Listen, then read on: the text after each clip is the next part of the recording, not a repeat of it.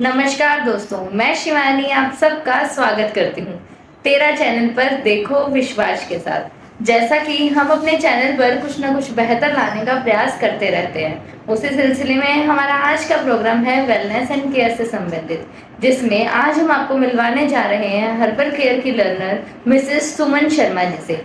नमस्कार मैम, आपका बहुत बहुत स्वागत है हमारे चैनल पर। नमस्ते मैम। फर्स्ट तो मैं आपको थैंक यू बोलना चाहती हूँ कि आपने मुझे चैनल पे इनवाइट किया। Thank you so much ma'am. Most welcome ma'am. तो चलो बिना टाइम वेस्ट हम अपना शो स्टार्ट करते हैं। तो मैम सबसे पहले तो हमें एक काफी सुनने में आता है कि स्किन केयर, ये वर्ड काफी आजकल ट्रेंड में है, तो इसका रियल मतलब क्या है? स्किन केयर का रियल मतलब यही है कि आप अपनी स्किन की जो टेक्सचर है उसको मेंटेन कीजिए। जो आपका आप जिस टाइप की आपकी स्किन है उसके अकॉर्डिंग आप अपने जो भी प्रोडक्ट यूज कर रहे हैं उसको यूज करते हुए अपनी स्किन को हेल्थी रखिए।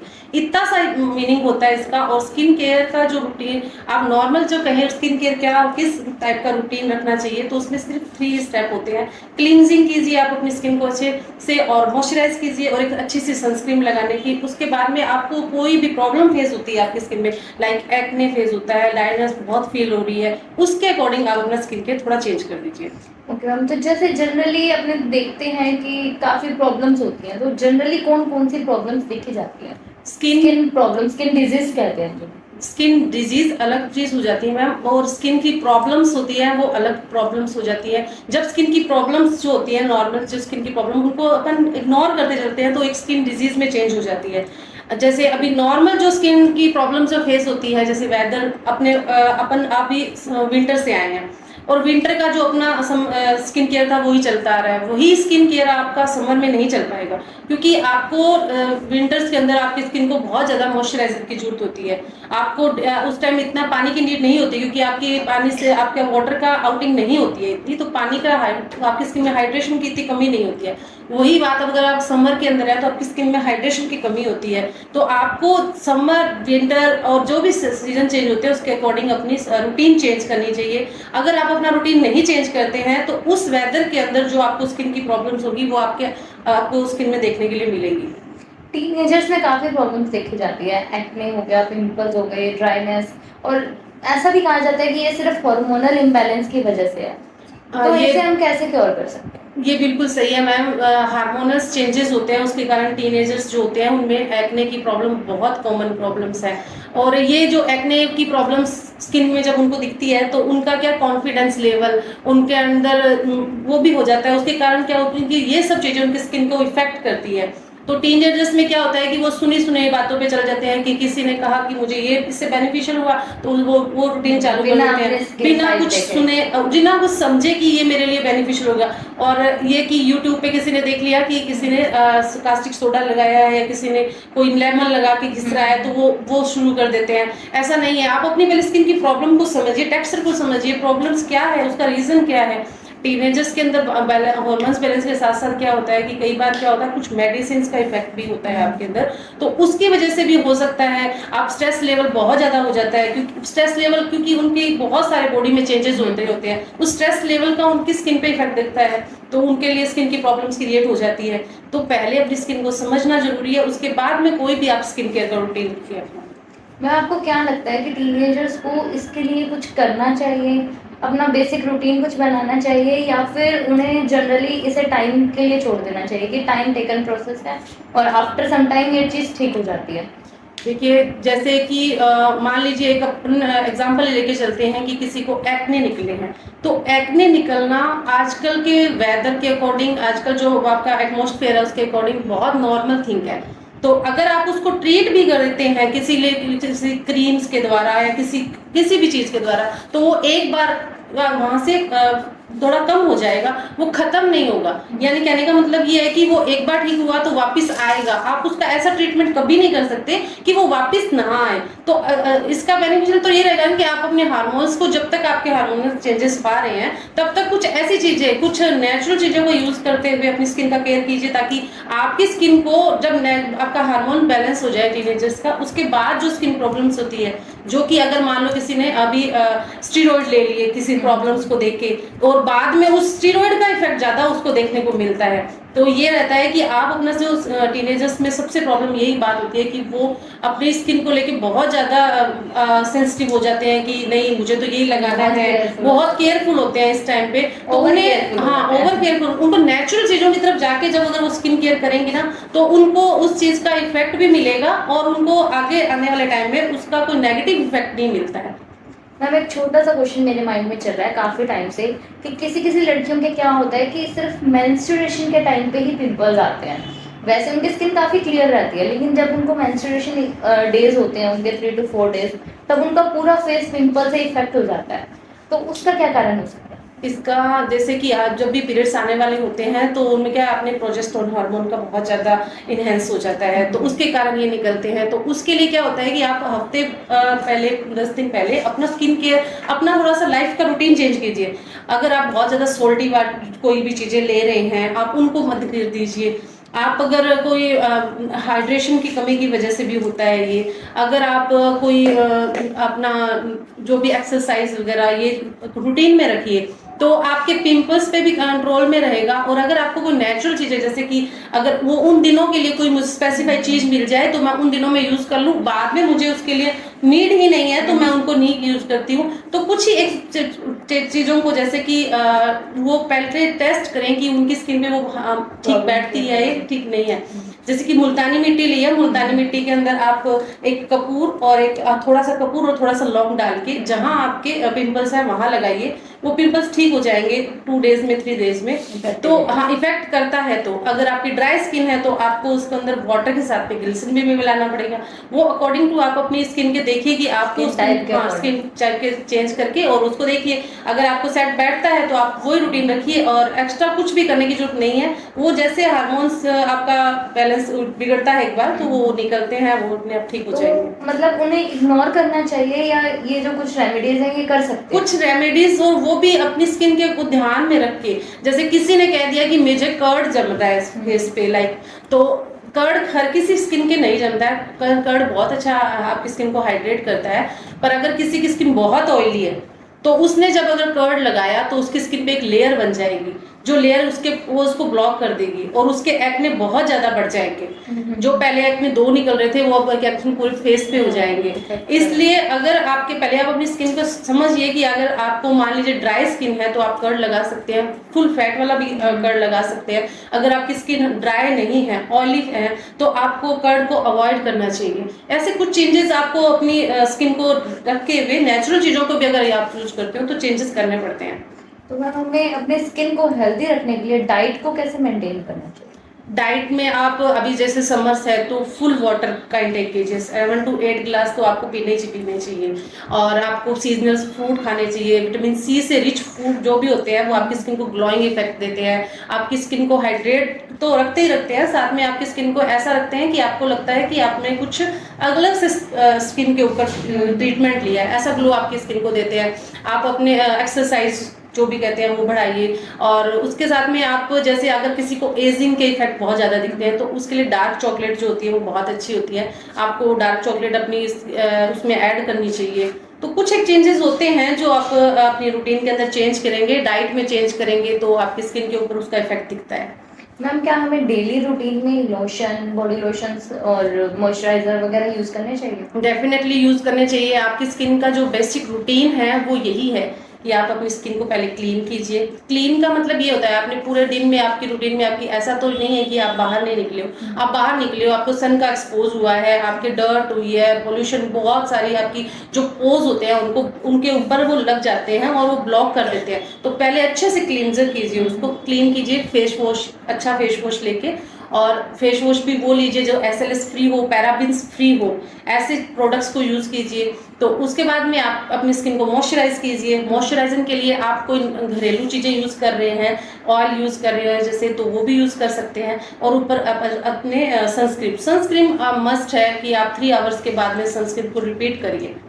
ठीक है, थैंक यू मैम। और एक मैम जैसे कि एक वर्ड काफी ट्रेंड कर रहा है, कोलेजन लेना चाहिए। जिनको एजिंग इफेक्ट है उनको कोलेजन खाओ, कोलेजन की मेडिसिन खाओ, स्टेरॉइड्स खाओ, तो उसका क्या मतलब है? कोलेजन, देखो कोलेजन क्या है, कोलेजन एक प्रोटीन ही है जो आप लेते हो तो आपकी बॉडी, कोलेजन क्या का मेन क्या फंक्शन रहता है कि आपकी बॉडी के अंदर आपकी बोन्स है, आपकी जो मसल्स है, मसल को बनाता है एक्चुअल में वो। तो आप बनाने के लिए आप कोलेजन को जैसे अब आपको मान लीजिए आप में आयरन की कमी है तो आप कोई लोहे का फाँक थोड़ी मारेंगे। आप क्या लेंगे, आप वो फूड लेंगे, आप वो चीजें लेंगे जिससे आपको आयरन मिल रहा हो। तो आप एस कोलेजन के लिए आप ऐसा चीजें लीजिए जिससे आपको प्रोटीन मिल रही हो, जैसे कि आप दालें लीजिए, आप चने जो होते हैं, भुने हुए चने होते हैं वो बहुत अच्छे होते हैं, वो लीजिए। आप अपनी पनीर लीजिए, इनसे आपकी स्किन को वैसे ही मिलेगा, प्रोटीन मिलेगा। और जब आपकी स्किन के अंदर ये जाएगा तो आप अमीनो एसिड बनेगा और आपकी बॉडी डिसाइड करेगी आपकी उसको कोलेजन कितनी मात्रा में। मतलब हमें स्विच करना चाहिए सिर्फ नेचुरल इंग्रेडिएंट। हाँ, आपको अपनी डाइट के थ्रू इसको कंट्रोल करना चाहिए, क्योंकि जब आप कोलेजन उसके ऊपर से इंटेक करते हो उसका भी बॉडी में जाएगा, अमीनो एसिड भी चेंज होगा और उसके बाद में आपकी बॉडी जो है उसको बॉडी जो है वो कोलेजन बनाती है। तो आपकी बॉडी पर डिपेंड है, तो आप नेचुरल तरीके से लीजिए ना वो चीजें, तो आपकी स्किन को कोई हार्म नहीं होगा, आपकी बॉडी को कोई हार्म नहीं होगा। ओके, तो एक जैसे एजिंग इफेक्ट अपने दिखते हैं, ये एज के साथ दिखे तो नॉर्मल लगता है, लेकिन आजकल यंगस्टर्स में भी काफी फाइन लाइंस, रिंकल्स वगैरह दिखते हैं, तो उसका क्या कारण हो सकता है? देखो, ये जो इस एज से पहले की जो भी प्रॉब्लम्स हैं स्किन के, लाइक हेल्थ स्किन की है या फिर कोई हेल्थ की प्रॉब्लम्स है, ये सब का जो होता है वो रूटीन होता है, वो आप रूटीन डाइट से जो भी आपका रूटीन है वो चेंज हो रहा है। सोने के टाइम पे सो नहीं रहे हैं, आप अच्छा खाना नहीं खा रहे हैं, फास्ट फूड का इंटेक बहुत ज्यादा है आपके, या आप कोई ऐसी मेडिसिन ले रहे हैं जो आपकी मेडिसिन आपकी स्किन को, आपकी बॉडी को हार्म कर रही है, ये सब चीजें आपकी एजिंग को बढ़ाती है।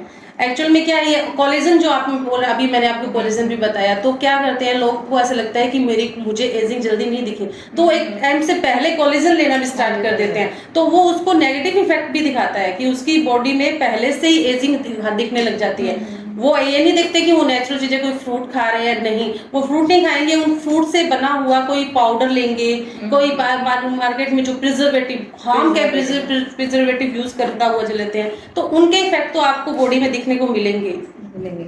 ठीक है, तो फिर मतलब इनको हम क्योर कैसे कर सकते हैं, जो एजिंग इफेक्ट्स अपने दिखते हैं, चाहे वो सीनियर्स हैं, तो उसमें भी अगर अपने इसको थोड़ा सा रिड्यूस करना चाहें तो वो कैसे कर सकते हैं? देखो, नेचुरल अगर कहो तो आप डाइट के थ्रू, और उसके बाद में अगर आपकी एजिंग, पहले तो आप समझिए कि आपकी एजिंग, आपकी जो भी आप फेस कर रहे हो तो वो एक एजिंग ही है, या फिर आपको मतलब कई बार कहते हैं ना मिथ है कि मुझे ये है या नहीं है। जैसे कि अगर किसी को फाइन लाइंस ज्यादा आ रही हैं, आईज के पास में आ रही हैं, ये आ रही हैं, तो नेचुरल जो रहता है वो तो है कि रेड वाइन का अगर आप एक छोटा सिप भी लेते हैं तो वो आपकी बॉडी में एंटी एजिंग का काम करता है, और उससे बने हुए प्रोडक्ट्स को यूज कीजिए। और अगर आपको ऐसा लगता है कि मुझे इससे भी कोई फायदा नहीं है तो रेटिनॉल होता है, रेटिनॉल के प्रोडक्ट्स यूज कीजिए, रेटिनॉल के जेल्स यूज कीजिए, रेटिनॉल के, अगर आपके अंडर आई में कहीं है तो रेटिनॉल से बने हुए सीरम्स यूज कीजिए, अंडर आई सीरम्स यूज कीजिए। तो रेटिनॉल जो होता है वो एंटी एजिंग का काम करता है। उसके साथ में रेड वाइन जो होती है वो भी एक नेचुरल चीजें से नेचुरल है जो आपकी स्किन को एंटी एजिंग, रेड वाइन और रेटिनॉल के प्रोडक्ट यूज करने चाहिए एंटी एजिंग के लिए।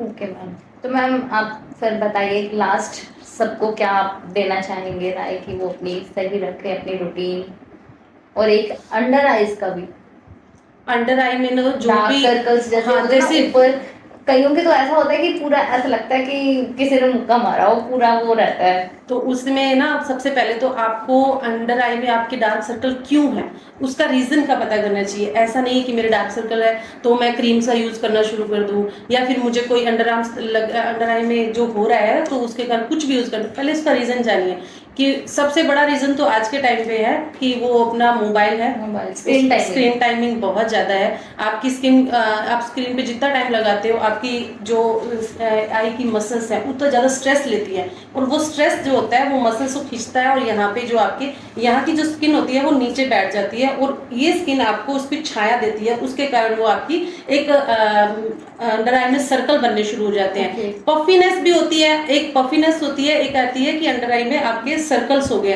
पफीनेस में आपके यहाँ पे वाटर का मतलब एक पूरी ये पूरा एरिया जो होता है वो काफी सेंसिटिव होता है, पूरी वो आपकी जो पूरे फेस का जो पीएच होता है वो अलग होता है, और अंडर आई का पीएच होता है वो बहुत अलग होता है। तो जो भी प्रोडक्ट्स आप यूज करें, अंडर आई के स्पेसिफिक यूज करनी चाहिए कि अंडर आई की पीएच को मेंटेन करें।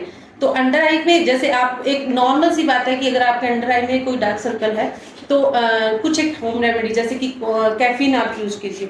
कैफीन की जो भी चीजें होती है ना, कैफीन जो होता है वो नेचुरल तरीके से आपके डार्क सर्कल को रिड्यूस करता है। कैफीन को हम कैसे यूज कर सकते हैं? कैफीन को जैसे कि आपकी अगर ऑयली स्किन है, मान लीजिए ऑयल आपकी ड्राई स्किन है, तो ड्राई स्किन को मोस्टली क्या होता है कि ज्यादा ये फेस होता है कि उनके अंडर आई में डार्क सर्कल ज्यादा बनते हैं। तो आपके किसी मान लो जो भी ऑयल आपको सूट कर रहा है, मोस्टली तो ये ऑलिव ऑयल में बनता है, ऑलिव ऑयल में या बादाम रोगन ऑयल होता है, उसके अंदर आप दोनों की क्वांटिटी सेम रख के और आप उसमें कॉफी को डिप करके रख दीजिए, और आप उसको 7-8 डेज तक कॉफी का जो भी पावर होगी वो ऑयल में आ जाएगी।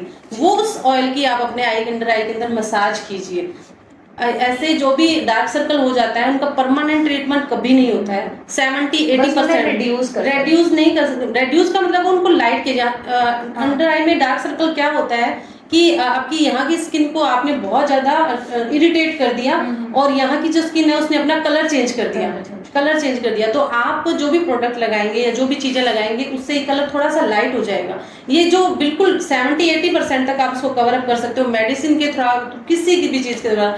इसको 100% ट्रीट नहीं किया जा सकता। तो जो वो ऑयल आपने बनाया है कॉफी डाल के, वो आप मसाज कीजिए लॉन्ग टर्म से। ऐसा नहीं है कि आपको 15-20 दिनों में इसका इफेक्ट दिखेगा, पर इसको लॉन्ग टर्म तक आप लगाते हैं तो आपके डार्क सर्कल काफी हद तक कंट्रोल में आ जाते हैं इससे। अगर कोई घर पे अपनी स्किन टाइप जानना चाहे, नॉलेज नहीं होती है जनरली लोगों को, तो वो कैसे जान सकते हैं कि हमारी ये वाली स्किन टाइप है?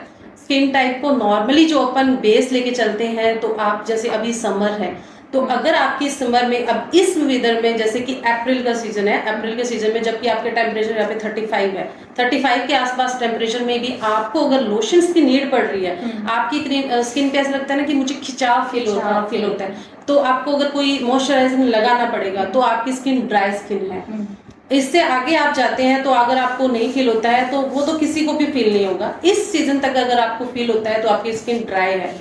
और अगर इससे पहले यानी कि आप फरवरी के एंड तक मान के चलो, या मार्च में भी मान के चलो, जब 25-30 तक अपना टेम्परेचर रहता है, अगर उस टेम्परेचर तक आपको किसी चीज की नीड नहीं है, मान लो मॉइस्चराइज की नीड नहीं है, तो आपकी स्किन नॉर्मल है। अगर आपकी स्किन में अभी भी ऑयल है, आगे स्वेटिंग बहुत ज्यादा है, और आगे जाके अगर आप पूरे समर में आपको ऐसा लगता है कि मुझे एक्सेस फीलिंग, आपके ऐसा लगता है कि आपको मेरे स्किन पे मुझे पूरा वॉश करना चाहिए, तो आपकी स्किन ऑयली है।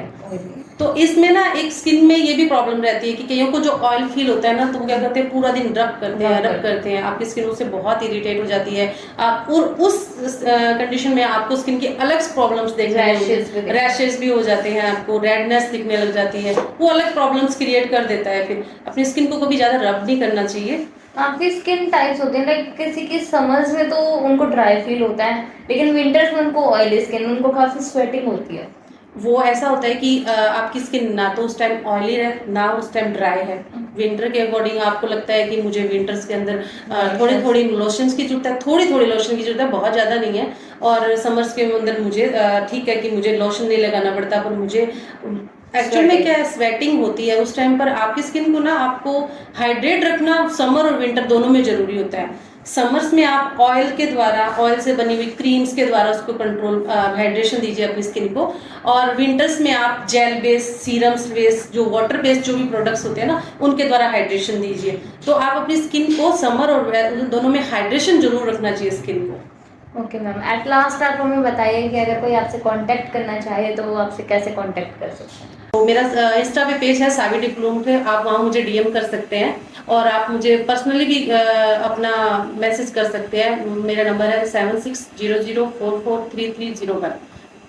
ओके, तो आपको मैम का नंबर मिल जाएगा स्क्रीन पे, आप कांटेक्ट कर सकते हैं। और ऐसे ही हम अवेयरनेस प्रोग्राम्स आप सबके लिए लाते रहेंगे। तब तक के लिए जुड़े रहिए तेरा चैनल के साथ, देखो विश्वास के साथ। Thank you so much ma'am. Thank you ma'am.